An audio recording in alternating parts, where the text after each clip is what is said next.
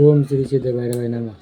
बघा माणूस आहे ना आता बोलता बोलता काय बोलतो याचं त्याला भान राहत नाही. काय बोलावा कसं बोलावा. तर एक कामाला होता तो घरी आला. घरी आल्यानंतर त्याची बायको आणि त्या पोरावर रडत होतं. मग तो बायकोला काय म्हणा, अगं ते पोर रडतंय त्याला पाज.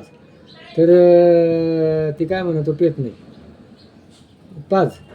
तो 3 वेळा बोलला. मागून मग तो काय म्हणतो, का नाही पेत, त्याचा बाप पिईल. काय का नाही पेत, त्याचा बाप पिईल. जय भैरवनाथ महाराज की जय.